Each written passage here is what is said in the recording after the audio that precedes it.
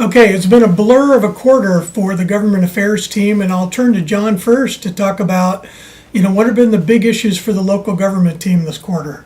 Great. So one of the issues we've been working a lot in Spokane was the paid sick and safe leave issue. Zach Lindahl, who's a new member of our team out there, was very involved in getting the team prepared for that, and that's worked out really well. And then in Seattle, we've been preparing a lot on the restrictive scheduling issue, meeting with members of the city council and with members of the mayor's staff as well, and to try to get prepared for that.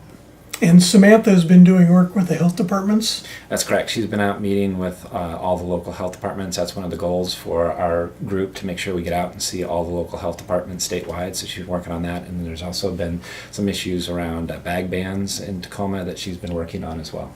Terrific.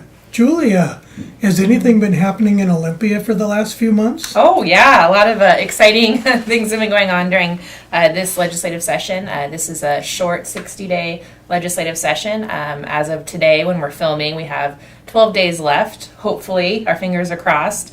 House and Senate are moving towards a budget compromise. Still alive, items that we're working on. Of course, we've been heavily engaged in the minimum wage conversation here. In addition, looks like we have a music licensing bill that's still alive and hopefully on its way to the governor's desk by the time you all watch this. And we're working on getting some tourism funding into the budget.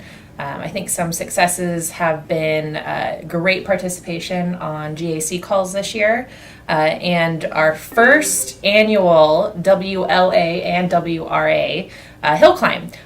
We had very successful participation, and I think probably the most participation we've ever had at our reception this year.